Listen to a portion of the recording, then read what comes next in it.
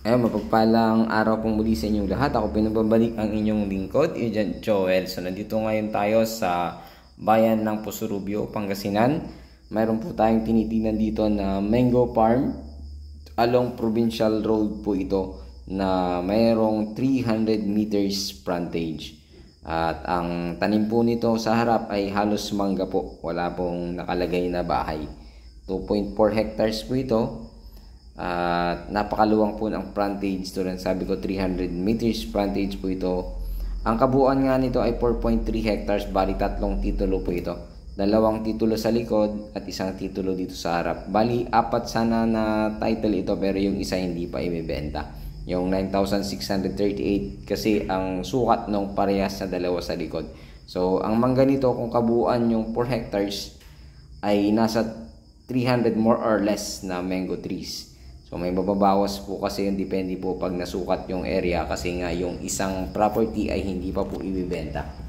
So dito sa harap 2.4 hectares, ang presyo nito ay per slot kasi siya, kaya sabi niya 800 per square meter. So ito yung San Jacinto Pusurubio Road. Possible po na hanggang dito lang sa may mangga yung mismong frontage nung 2.4 hectares. Pero sabi ng ating kasama na kakilala ng may-ari ay hanggang dito po sa mayroong corner lot dito. Sabi niya, kaya corner lot ito, sabi niya, parang nakapalibot yung baranggero dyan, yung part na yan. So meron, kung kasali po yan, meron po siyang rice land. So bakit nagtataka kayo, hindi tayo sigurado kasi nakapag-set po kami sa may-ari ng araw, pero before ng ngayong umaga na to ay tinakbo po siya kagabi sa hospital, kaya wala po siya. So yung mga anak naman ay wala din po. So yung mga kasama or mga pamangkin po ang nandun. So itong kakilala yung nagturo, sabi po niya ito ay kasali sa property, pero for safety lang po, hindi natin sigurado kung kasali to yung part na ito. Kung kasali mo nito, may corner lot siya na napakahaba, nasa ano po din po siguro yan, nasa 100 meters more or less na frontage din itong corner lot niya, kung sakasakali. Napakaganda rin po. So kung kasali yan, maganda po dahil naka corner lot siya. Kung hindi naman po ay may corner lot naman siya sa dulo, sa kabilang side. So meron pa rin, pero kunti lang yun, maliit lang yun, nasa 30 meters siguro na corner lot lang doon. Kung totoong ito yung kasali po, ay ito po yung boundary niya dyan sa bahay niyan, papunta po sa manggahan. So itong part na ito, kabahayan to, hindi na po kasali dahil iba po yung may-ari na po dito. So ayan, napakaganda po nito, na kung saan makikita po ninyo yung mga mangga dyan, ay yun ay po yung part ng isang 9,638 square meter na hindi po ibibenta. So hindi po kasali yun. Ganun din po dito, hindi rin po kasali. So umikot na lang po tayo para makita po yung likod. Sa start niya ulit doon yung sa likod niya. So medyo pinapabagalan ko para po medyo makita po ninyo yung daan na umikot, pero hindi po siya nakadikit sa property. So dito sa likod, rough road po ito. Meron ding nakadikit dito sa property dito sa likod. Ayan, dun sa part na yan ay hindi pa po kasali. Makikita nyo po mamaya na hindi po siya masyadong nakadikit dito sa right side kung nakaharap ka sa property. So pagdating dito naman ay ang may-ari nito siguro yung isang 9,638. Possible po na yun po, ito po yung part niya sa likod. So ito, mayroon ding nakakuan ulit na property dito, hindi rin kasali. Yung mga manggaan dun sa likod, yun po yung sinasabing kasali. At the same time, makikita po sa sukat ulit kasi mayroong ang hindi ibibenta na 9,638 na dito po yung part niya sa part na ito. So kung ito ay hindi po makukuha, itong part na ito ng mangga na yan, ayan na po yung umpisa ng property ulit yan. Kasi dyan po tayo kanina nanggaling sa loob dyan ng paglabas natin. So kung tutuusin, kung sure na yan po, ay dyan po magsisimula yung barangay road, na rough road nga lang. Ayan, rough road. So naka corner lot ulit siya. Kung sakasakali, medyo mahaba din po yan. 100 meter more or less pa rin po. So mayroong kuryente doon, kung nakikita nyo yon, poste ng kuryente yon. So pwede tayong kumuha ng kuryente dito sa likod, pwede rin po doon sa harap. So mayroon pong nawasa sa part na yan, yun ayon po sa ating kasama, mayroong nawasa at pwede rin mag deep fill dyan, mayroon ding internet connection na po dyan. So dito sa part na ito may kunting cemented road na din siya na nakadikit. So corner lot daw po ito, and ayon sa ating kasama ulit, kasi nga wala po yung mga may-ari, ay ito po ay naka corner lot din dito sa likod.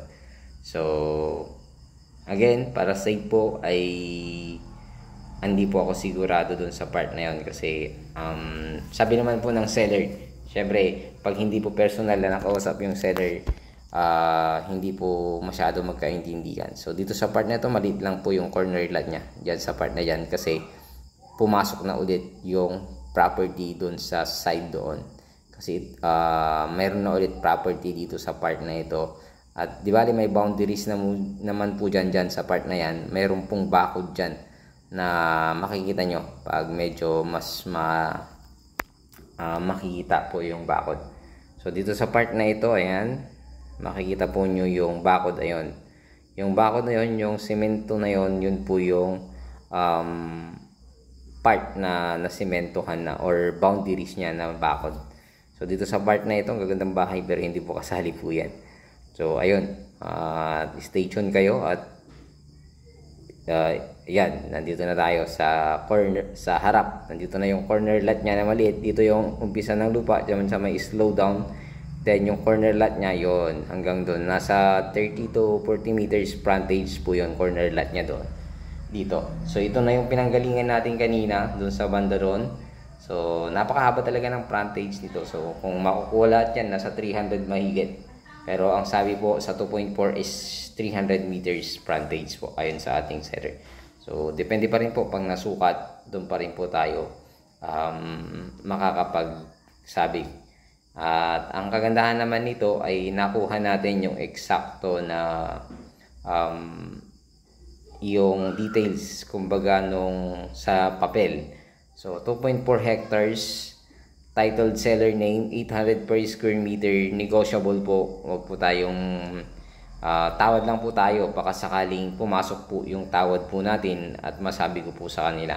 Nasabi ko na rin sa kanila na medyo mataas or mataas talaga yung presyohan dito sa bayan ng Pusurubio, Pangasinan. Kasi ngayon lang po ako pumasok dito, talagang napakataas pala ng presyohan dito. Sabi po nila yun talaga yung presyohan dito, pero hindi natin sigurado kung yun talaga. Medyo mataas yung value ng lupa dito. So provincial highway kasi, palabas ng MacArthur Highway papuntang bayan yung Quantas, papuntang bayan pa ng San Jacinto, papunta pa ng Manawag, Lawak, yon.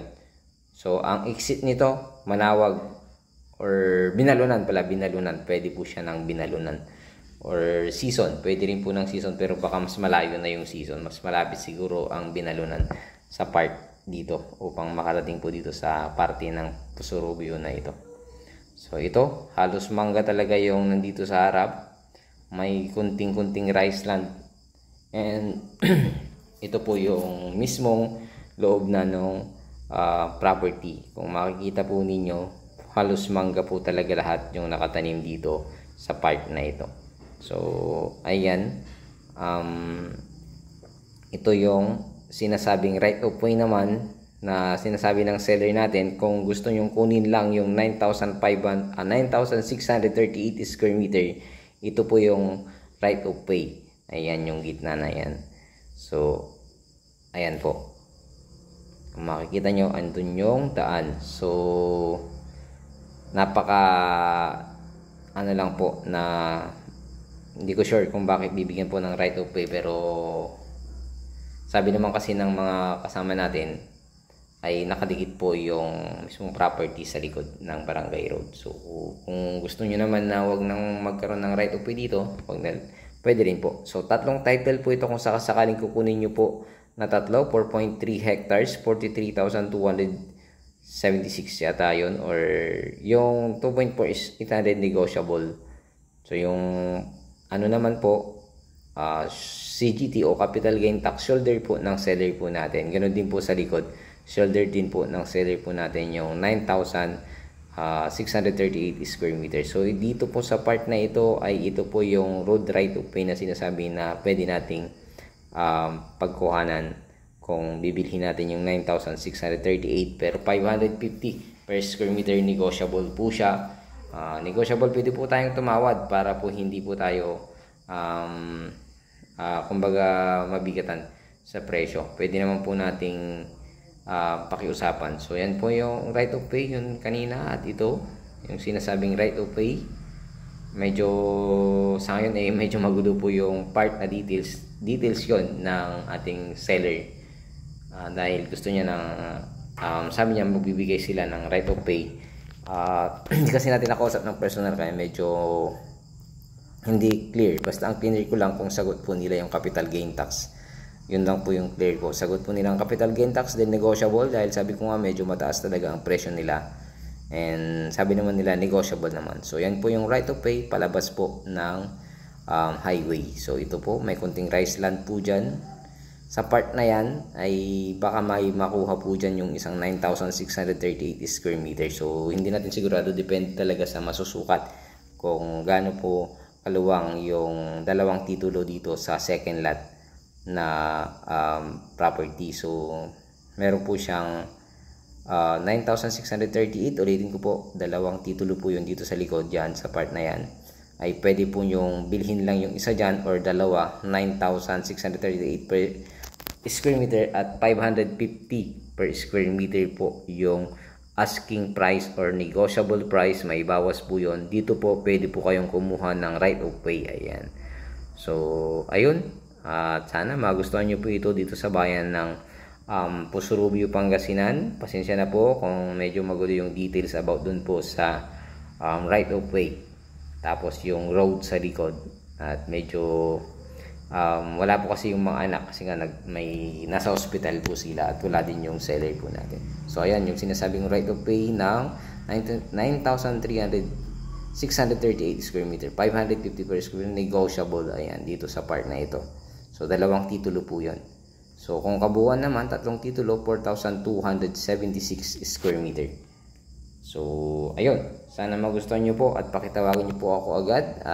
Please like and share naman po para po kunting tulong sa amin sa aming pag-vlog at makaipon po kami ng revenue. Maraming salamat po sa lahat ng patuloy na sumusuporta. Pagpalain po kayo ng ating Panginoon at Diyos po lagi ang bahala po na magbalik sa inyo ng lahat. God bless you all po. Maraming salamat.